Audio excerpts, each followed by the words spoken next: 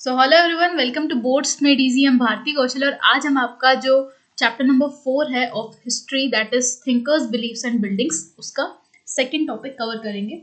तो जो पिछला आपका टॉपिक था उसमें हमने पढ़ा था अबाउट द सांची स्तूपा जो कि भोपाल में है, एंड उसमें हमने पढ़ा था कि जो उसके रूइंस हो गए थे, तो how it was restored and preserved by ASI, and कैसे उसमें शाहजहां बेगम ने और सुल्तान जहां बेगम ने कैसे उसको फंडिंग की सो दैट वो जो साइट है वो प्रिजर्व हो सके, because it was an important part of history, है ना।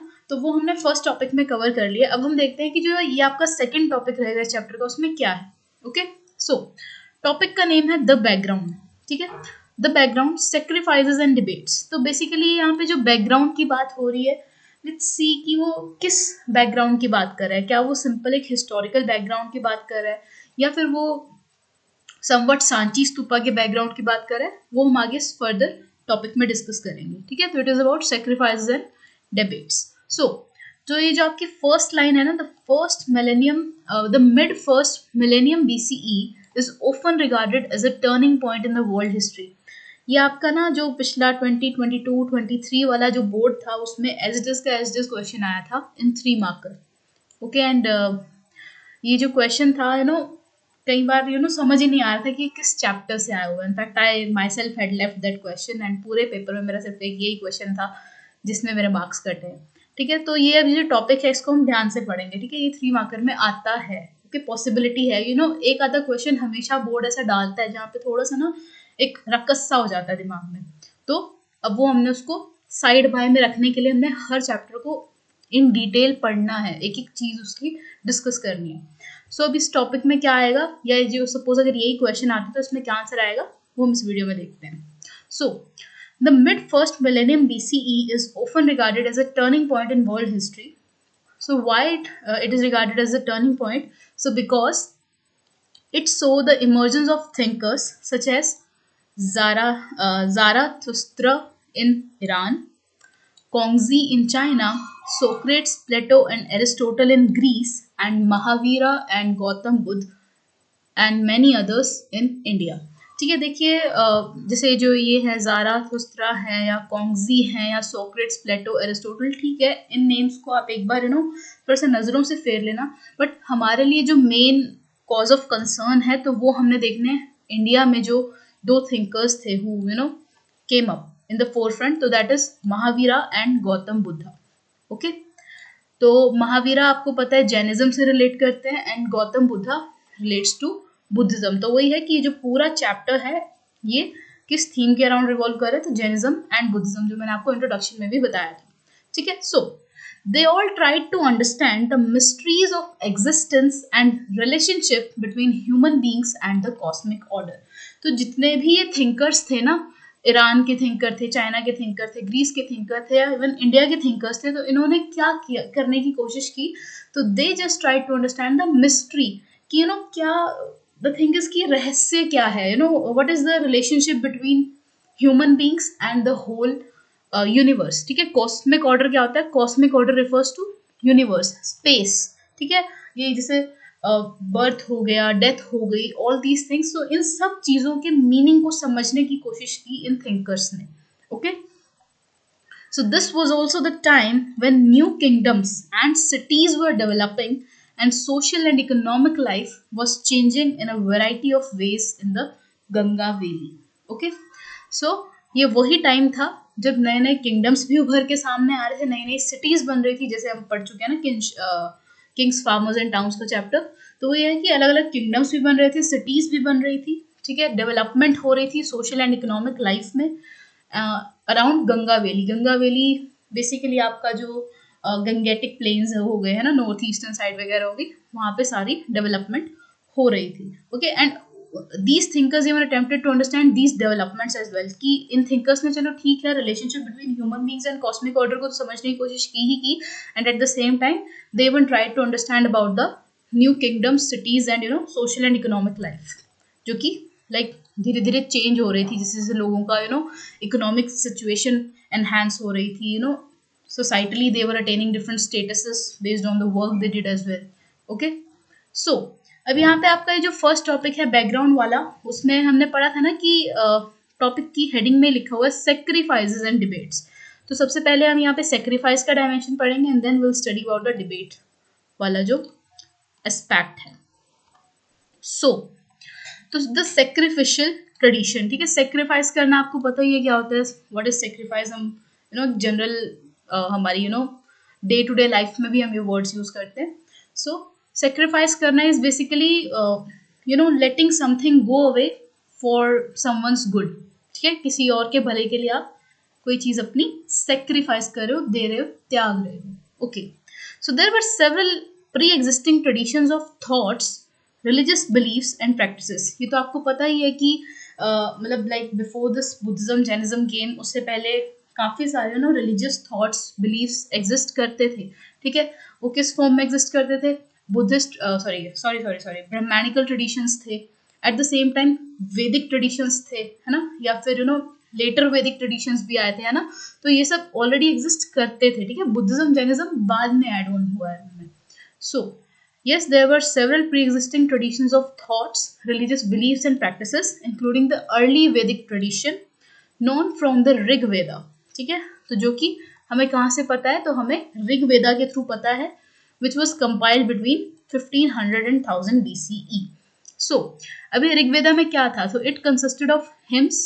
hymns का मतलब वही हो गया जो कुछ जो राइटिंग्स होती हैं, basically writings in form of some rhythmic order and all, poetic writings. So in praise of a variety of deities, ठीक है, बहुत सारी deities की praise में hymns लिखी गई थी, ठीक है। जैसे deities basically जो देवी देवता and all होते हैं, so especially अग्नि, Indra and Som. So many of these hymns were chanted, ठीक है। इन hymns को बोला भी जाता था, basically मंत्र टाइप्स हो गए आपके। वन सेक्रीफाइसेस वर परफॉर्म, जैसे अब आज के टाइम में भी जैसे हम हवन करते हैं तो हम मंत्र रिसाइट करते हैं ना काफ़ी सारे, वाइल भी वो जब हम आहुति डालते हैं एंड ऑल आग में।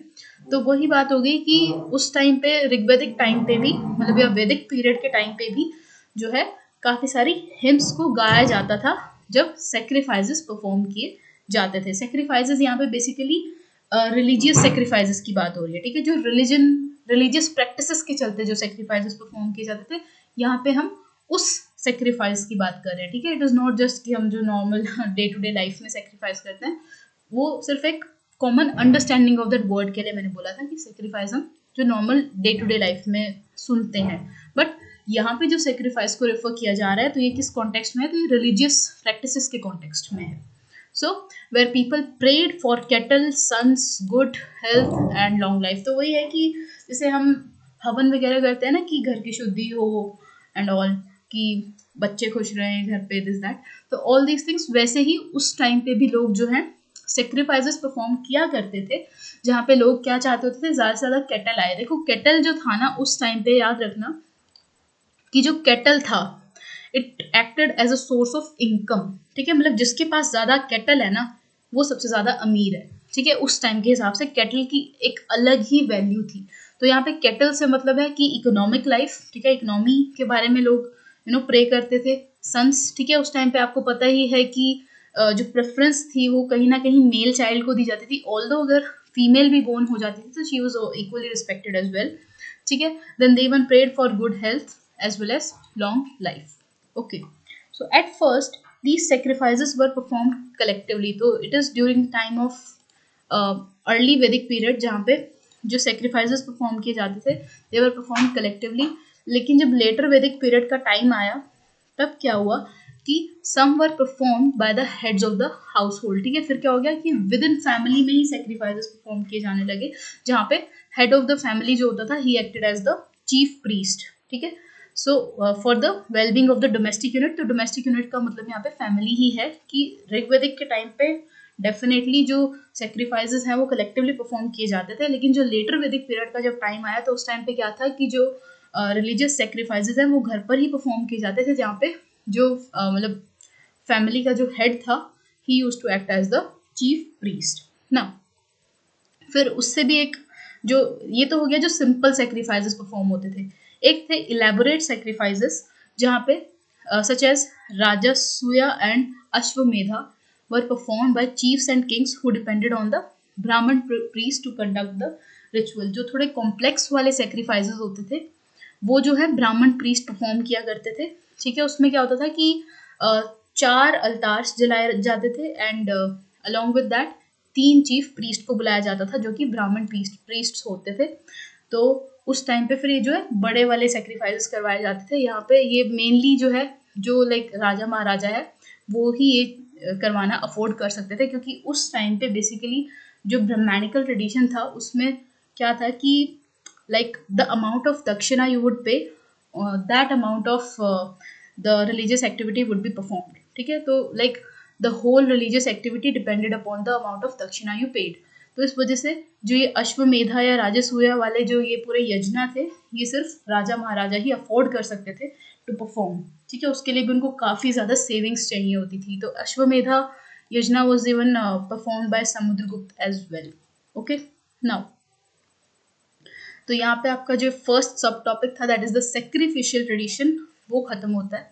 अब हम सेकंड सब टॉपिक की बात करते हैं, क्योंकि क्या था पूरा जो उसका टॉपिक का नेम था द बैकग्राउंड, जिसमें हमने सेक्रीफाइसेस के बारे में भी डिस्कस करना है and at the same time debates के बारे में भी डिस्कस करना है ना। तो वही हम क्वेश्चंस यहाँ पे पढ़ेंगे। सो many ideas found in the Upanishads show that people were curious about the meaning of life, the possibility of life after death and rebirth, ठीक है। तो उपनिषद्स भी जो लाइक 6th सेंचुरी के बाद से कंपोज होनी शुरू हुई थी, तो उसमें भी उसके थ्रू एविडेंसेस मिलते हैं कि लोगों को भी जानने की इच्छा थी कि what is the circle of life, ठीक है। जब हमारी डेथ हो जाती है तो उसके बाद हमारा सोल का क्या होता है या हमारा क्या होता है, ठीक है। रीबर्थ होता है तो वो किस बेस पे होता है, like is it based upon our earlier deeds which we did in the previous birth और वट एवर। सो वो सब उन चीज़ों के बारे में जानने के लिए लोग काफ़ी क्यूरियस थे। So was rebirth due to past actions, ये लोगों के सवाल थे। So such issues were hotly debated. Thinkers were concerned with the understanding and expressing the nature of the ultimate reality। तो ये जितने भी thinkers जो उभर के सामने आए थे, ईरान के थिंकर, चाइना के thinker, Greece thinkers and even the Indian thinkers, तो वो इन्हीं सवालों को मतलब इसी सवाल को बेसिकली लेके पूरा एनालाइज करना चाहते थे कि एक्चुअल में होता क्या है, ठीक है। तो ये जो क्वेश्चन था कि was rebirth due to past actions और नॉट। So thinkers were concerned with the understanding and expressing the nature of the ultimate reality, and others outside the Vedic tradition asked whether or not there was a single ultimate reality। और कुछ और जो लोग थे वो जानना चाहते थे कि क्या एक मतलब इन सबको जैसे ठीक है ज्योग्राफिकल लोकेशंस अलग अलग बटी हुई है, हर ज्योग्राफिकल लोकेशन में अलग अलग ग्रुप्स हैं, ठीक है, डाइवर्सिटी है, but at the same time ठीक है सबके अलग अलग बिलीव्स हैं, बट क्या एट द एंड सब कुछ एक ही रियलिटी पे बेस्ड है, क्योंकि at the end all people are human beings, है ना। Overall whatever would be the consequence of their own life would be the same at the end, ठीक है। At the end all humans would die. So वही बात है कि एक single ultimate reality exist करती है या नहीं, कुछ लोग इस चीज़ को भी क्वेश्चन कर रहे थे। So people also began speculating on the significance of the sacrificial tradition. तो वही वो अब उसके बाद लोगों ने इन चीज़ों के बारे में भी क्वेश्चन करना शुरू किया कि ये जो रिलीजियस प्रैक्टिसेस के चलते जो सेक्रीफाइसेस परफॉर्म करवाए जाते हैं इनकी इंपॉर्टेंस क्या है, क्या सिग्निफिकेंस है इसकी, what is the fruit which a person gains after performing all this particular ritual. Okay, so ये तो थे क्वेश्चंस। अब जो मेन डिबेट्स एंड डिस्कशंस हो रही थी वो हम यहाँ पे देखेंगे, जो कि आपका थर्ड सब टॉपिक है। So we get a glimpse of lively discussions and debates from the Buddhist text which mention as many as 64 sects or schools of thoughts, ठीक है। तो बेसिकली बुद्धिस्ट टेक्स्ट में ही ज़्यादातर डिबेट्स के बारे में, discussions के बारे में मैंशनड है, and there are as many as 64 schools of thought। तो कितने आइडियाज ओपिनियंस होंगे, you can even imagine. So teachers travelled from place to place trying to convince one another as well as the lay person about the validity of their philosophy और the way they understood the world, ठीक है। तो क्या था कि even जो teachers थे, मतलब teachers in the form of monks, you can say in the form of भिक्षुज, ठीक है, वो क्या करते थे, वो लोग एक जगह से दूसरी जगह ट्रेवल करते थे। ये नहीं है कि वो एक जगह बैठकर अपनी टीचिंग्स दे रहे हैं, तो वो हर जगह घूमते थे, हर चीज़ को एनालाइज करते थे और अपनी टीचिंग्स को देते थे और लोगों को कन्विंस करने की कोशिश करते थे कि what we are saying is right, ठीक है, what we are saying is true. Okay, तो वो नॉर्मल लोगों को भी कन्विंस करने की कोशिश करते थे और आपस में भी सपोज अगर दो टीचर्स बाय चांस मिल गए अपने on their way to explaining things to others, तो क्या होता था, वो आपस में भी एक दूसरे को कन्विंस करने की कोशिश करते थे about how they perceive the world to be. Okay, so debates took place in Kutgarshala, ठीक है, and it was a hut with a pointed roof or in grooves where traveling mendicants halted, ठीक है। तो ये जो कुटगढ़शाला थी, यहीं पे ही ये सारी जो डिबेट्स होती थी, ठीक है, डिपेंड मतलब किस चीज़ की डिबेट्स, तो वही अबाउट द सेक्रिफिशियल ट्रेडिशंस और about the different teachings of different teachers, wandering teachers, ठीक है, इनको जो teachers who travel from place to place उनको बोलते हैं वॉन्डरिंग टीचर्स, ठीक है। तो उनके जो फिलोसफीज थी वो अपना पॉइंट प्रूव कर रहे हैं। तो ये सारी जो चीज़ें थी, ये जो सारी डिबेट्स थी, ये कहाँ पे परफॉर्म होती थी, तो दे वर परफॉर्म्ड एट कुटगढ़शाला, जो कि क्या थी, एक हट की तरह हुआ करती थी विद अ पॉइंटेड रूफ, ठीक है। ये वाला फैक्ट आपको याद रखना पड़ेगा, पॉइंटेड रूफ वाला, ठीक है। या फिर क्या होता था ये, या फिर ये कुटगढ़शाला कहाँ एग्जिस्ट करती थी, तो या फिर ये ग्रूव्स में, मतलब बेसिकली झाड़ियों सी के बीच में ये एग्जिस्ट किया करती थी, जहाँ पे ट्रेवलिंग मेंडिकेंट्स हॉल्टेड। मेंडिकेंट्स क्या होते हैं, तो वही लोग जो एक जगह से दूसरी जगह ट्रेवल करते रहते हैं, बेसिकली जो पेडलर्स होते हैं, ठीक है, they are mendicants. Okay, who halted, halted मतलब हॉल्ट करना मतलब रुकना, तो वही है जहाँ ये कहाँ पे डिबेट्स होती थी, तो जहाँ पे ये जो ट्रेवलिंग मेंडिकेंट्स हैं या भिक्षुज भी आप इन्हें बोल सकते हैं, तो जहाँ पर ये रुकते थे वहां पर डिबेट्स हुआ करती थी। सो if a philosopher succeeded in convincing one of his rivals, the followers of the latter also became his disciples। तो अब सपोज कीजिए कोई दो वॉन्डरिंग टीचर्स हैं, बाय चांस वो मिल गए हैं, ठीक है, तो अब दोनों के आइडियाज, अब दोनों अपने अपने आइडियाज रख रहे हैं, तो अब डिबेट हो गई दोनों के बीच में। So now both of them are trying to prove their own philosophy to be right, but अब इसमें क्या है, सपोज अब ये वाले जो एक टीचर होंगे इनके अपने फॉलोअर्स होंगे, है ना, ठीक है। अब जो ये दूसरे वाले टीचर हैं इनके अपने फॉलोअर्स होंगे। तो सपोज कीजिए कि सब if this particular teacher was able to prove his point to be right या his philosophy to be right, तो इन दैट केस क्या होगा, तो जो ये वाले टीचर है ना, इनके भी फॉलोअर्स अब इनकी तरफ शिफ्ट हो जाएंगे। और ये तो एक जनरल प्रैक्टिस भी है ना, जहाँ पे हमें लगता है किसी चीज़ की ऑथेंटिसिटी ज़्यादा है, we tend to follow that particular tradition, that particular person more rather than वो पर्सन जो कहीं पे कभी गलत प्रूव हो जाए, है ना। सो वैसा ही होता था उस टाइम पे भी कि अगर एक फिलोसोफर प्रूव कर पाता था अपना point to his rivals, then definitely जो दूसरे वाला बंदा है, मतलब जिसको वो प्रूव कर रहा है, जो उसका राइवल है, तो उसके जो फॉलोअर्स थे वो सारे किसके फॉलोअर्स बन जाएंगे, उस फिलोसोफर के फॉलोअर बन जाएंगे जिसने अपना पॉइंट प्रूव कर दिया, अपने राइवल को कन्विंस कर दिया। So support for any particular sect could grow and shrink over time. वही है कि फिर इसी वजह से कोई भी चीज़ फिक्स नहीं थी, किसी के भी आइडिया या किसी भी एक पर्टिकुलर फिलोसोफर की authority was not fixed due to this very fact, क्योंकि वही है कि हर टाइम एक ना एक नया बंदा तो आएगा ना, अब सबकी थिंकिंग सेम नहीं हो सकती। अब सपोज कोई दूसरा बंदा आया एंड उसकी जो फिलोसफी है it is better than the previous one, तो डेफिनेटली जो लोग हैं वो किसको फॉलो करेंगे, वो नए वाले को फॉलो करेंगे ना, जिसके उन्हें आइडियाज और ज़्यादा इंप्रेस कर रहे हैं, है ना। सो many of the teachers including Mahavira and Buddha questioned the authority of Vedas।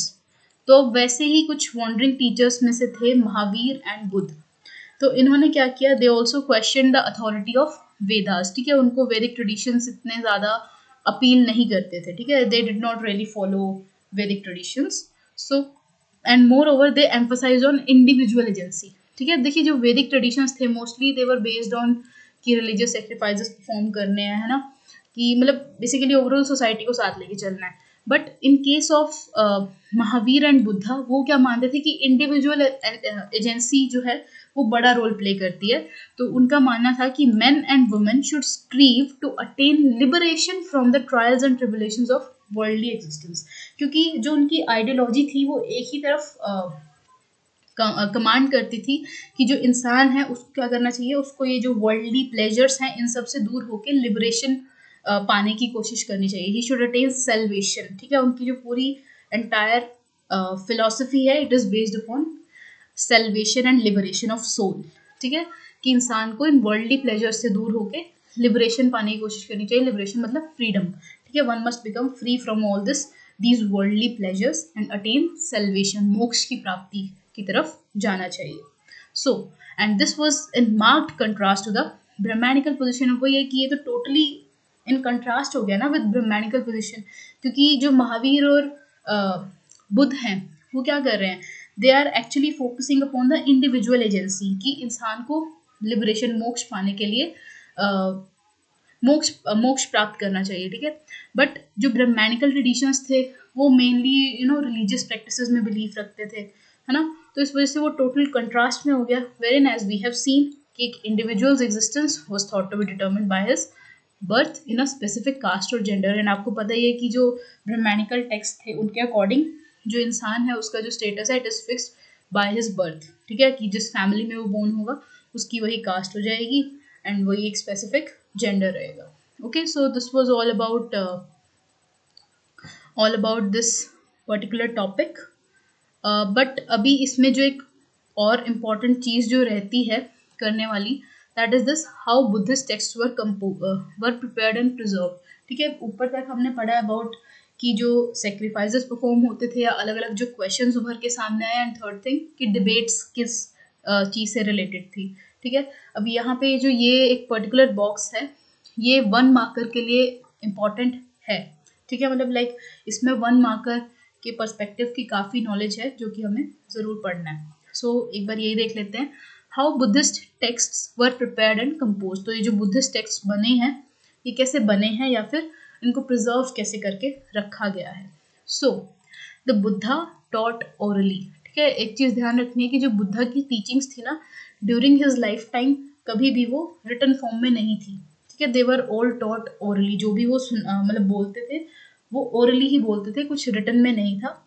And जो उनके डिसाइपल्स जो उनको फॉलो करते थे वो सब उनकी टीचिंग्स को ओरली ही लिया करते थे. ठीक है, so through discussion and debate. So main and women attended these discourses and discussed what they heard. तो क्या होता था कि फिर जो बुद्धा सपोज बुद्धा किसी डिबेट में पार्टिसिपेट करें, किसी डिस्कशन में पार्टिसिपेट करें, तो जितने भी मेल्स या फीमेल्स वहाँ पे होते थे तो वो उन डिस्कशंस डिबेट्स में बुद्धा के थॉट्स को सुनते थे एंड देन लेटर ऑन उसको डिस्कस किया करते थे. Okay, and none of the Buddha's speeches were written down during his lifetime. तो कोई भी बुद्धा की स्पीच रिटन फॉर्म में नहीं दी गई during his lifetime. It was after his death, after a century of his death, that कुछ conferences हुई जहाँ पे उनके आइडियाज़ को पूरा कंपाइल करके रिटन फॉर्म में लिखा गया था. Okay, so after his death his teachings were compiled by his disciples at a council of elders or senior monks at Vaishali, that is Vaishali which is in Bihar. So these compilations were known as Tipitaka. And this is very important for 1 marker as well. ठीक है, तो ये match the following में भी आ सकता है तीपिताकास का.